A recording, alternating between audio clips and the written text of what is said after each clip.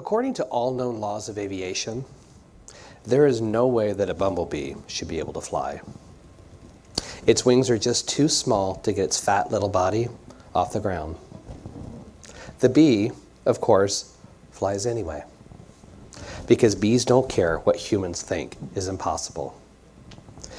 This is a quote from a movie called Bee Movie, which actually suggests that science doesn't understand how a bumblebee can fly. Now, this is a very long-standing myth. Many people believe this. However, the fact of the matter is, science does know how they can fly. Yet, even with this revelation, how a bumblebee flies is unlike any other insect known, proving that when it comes to creation, God, as creation, has a much better understanding of how things can actually work. Now, it is absolutely tough to imagine that in today's society, the idea that anything is impossible would even be considered. If one was to compare the world we live in today to, say, the late 1800s or the early 1900s, it's hard to imagine that we could even contemplate a world where anything was impossible. Yet it is by chance one of the most common ideas that we share with one another, not to mention a common sentiment we express to ourselves. Of course, viewing possibilities strictly based on technological advances does place too high of an emphasis on the material world. Or does it? What is the material world if not the physical manifestation of the perfection of God, the realization of spirit?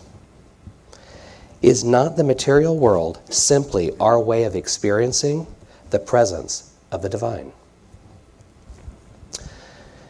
In 1933, Chicago hosted its second World's Fair. The theme of the fair was A Century of Progress, with many exhibits showcasing the world of tomorrow. Ideas and technology that seemed totally impossible, fantastical, and downright science fiction based. It's important right here to remember that the first programmable computer was not created until between 1936 and 1938. Yet the world of tomorrow was shown in 1933 as having computers control our homes through technology not yet invented, technology only imagined up to that point. Now, technology has always fascinated me. I have no clue or understanding of how most things work. And to be honest, if you really think about it, mechanical wonders are often easier to understand due to their use of gears and pulleys. Whereas computers continually amaze me and astound me. Binary code, which is nothing more than a series of numbers, fascinate me. The idea that a set of numbers can accomplish so much is truly extraordinary.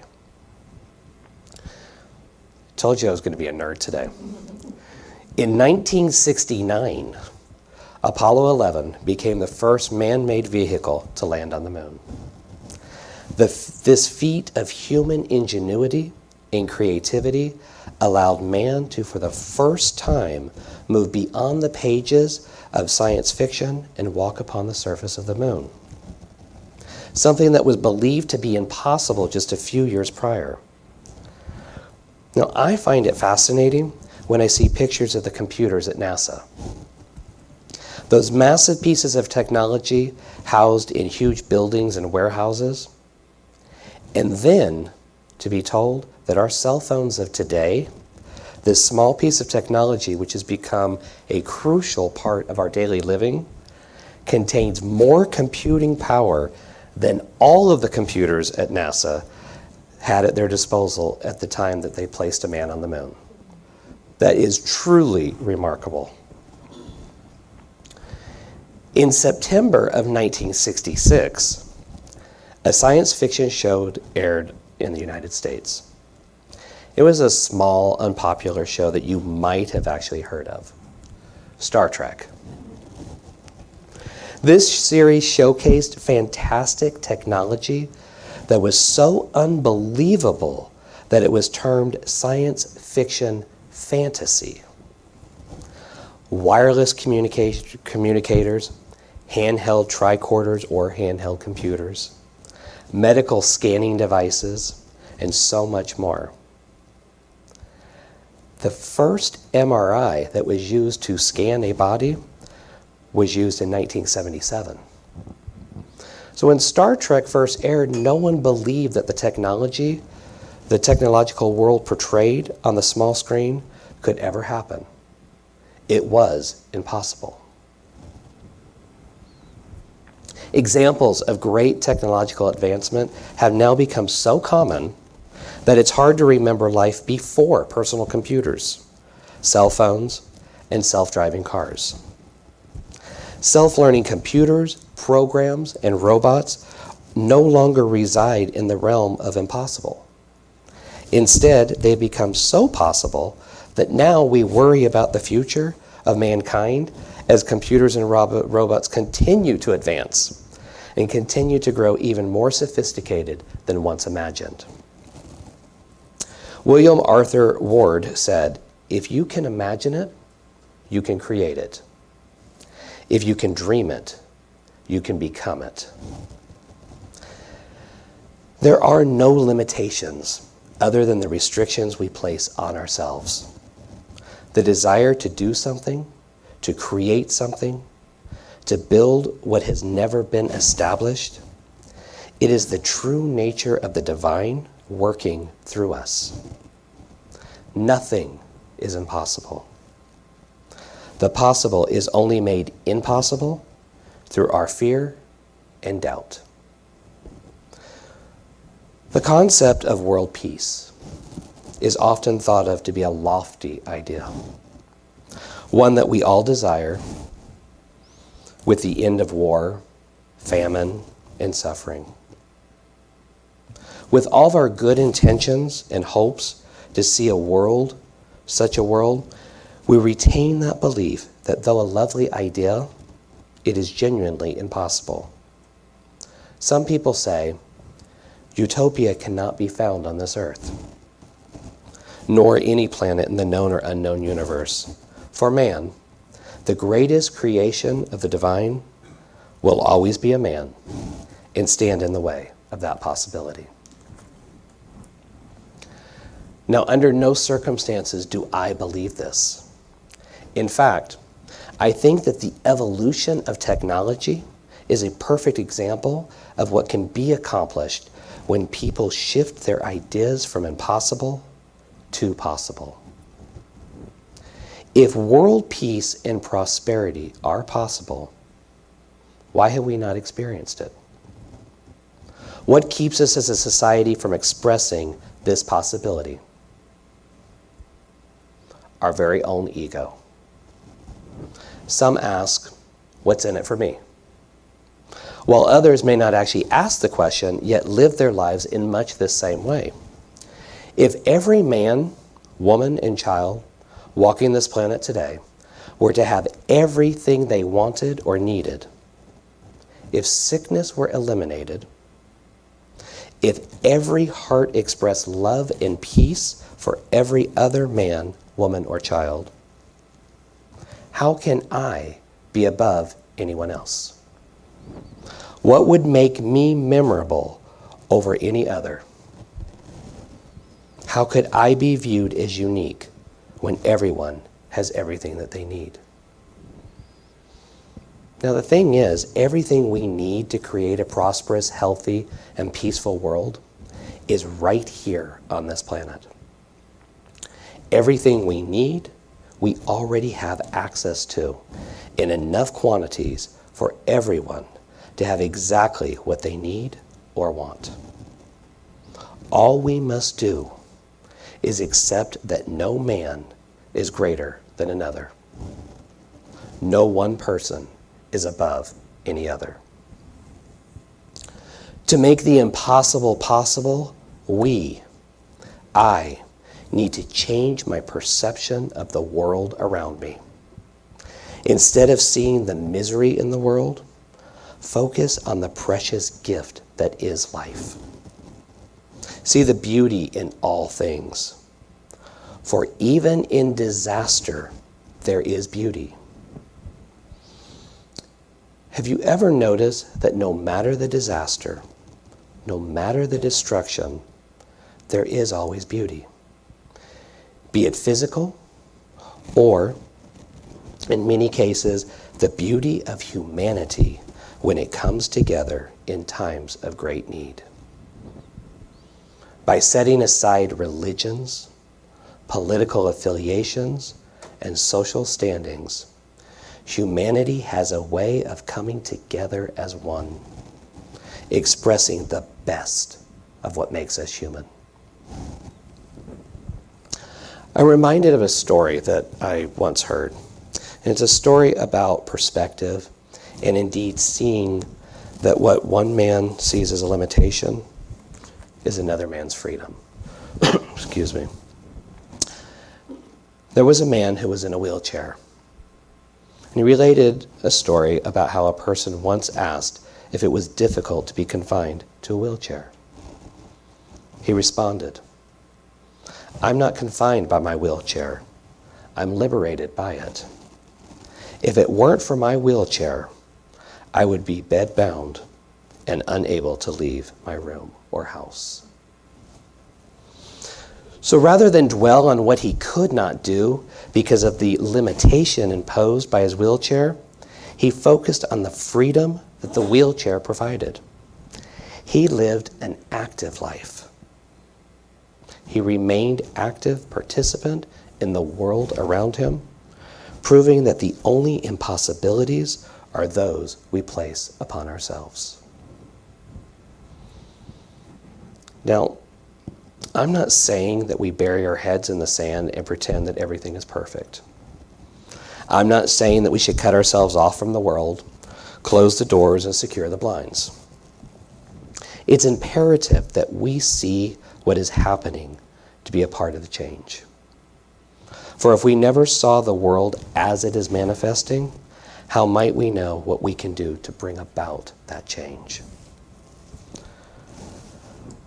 Our planet is in trouble. One need only follow the current events to see this. From Argentina and Brazil to China and North Korea, the chaos currently being experienced in the United Kingdom, as well as New Zealand and Israel. Even here at home, old wounds have been reopened. Religious and spiritual intolerance is on the rise worldwide. And regardless of political affiliation, religious beliefs, or national origins, as a race, we are separating rather than uniting. The divide between beliefs seems to be growing once again in proportions not seen in decades, perhaps even in centuries.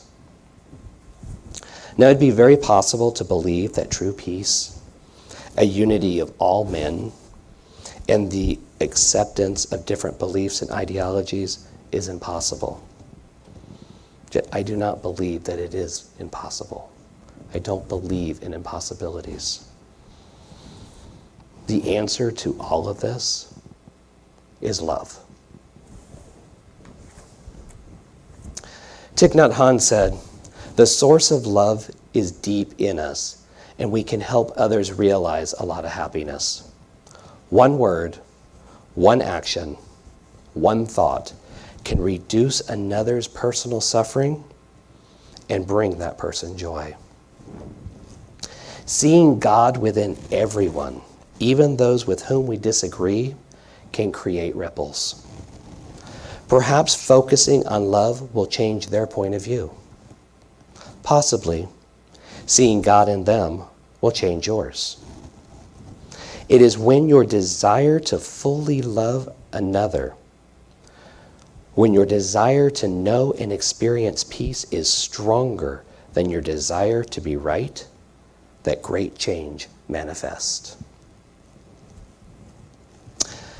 And here's a cute little story about making a difference in the world. Every Sunday morning, I take a light jog around the park near my home. And no, this is not me. There's a lake located in one corner of the park. Each time I jog by the lake, I see the same elderly woman sitting at the water's edge with a small metal cage sitting beside her. This past Sunday, my curiosity got the best of me, so I stopped jogging and I walked over to her. As I got closer, I realized that the metal cage was, in fact, a small trap. There were 3 turtles, unharmed, slowly walking around the base of the trap. She had a 4th turtle in her lap that she was carefully scrubbing with a spongy brush. "Hello," I said. "I see you here every Sunday morning. If you don't mind my nosiness, I'd love to know what you're doing with these turtles." She smiled. "I'm cleaning off their shells," she replied. "Anything on a turtle's shell, like algae or scum, reduces the turtle's ability to absorb heat and impedes his ability to swim. It can also corrode and weaken the shell over time." "Wow, that's really nice of you," I exclaimed. She went on. "I spend a couple of hours each Sunday morning relaxing by this lake and helping these little guys out. It's my own strange way of making a difference." "But don't most freshwater turtles live their whole lives with algae and scum hanging on their shelves?" I asked. "Yep, sadly they do," she replied.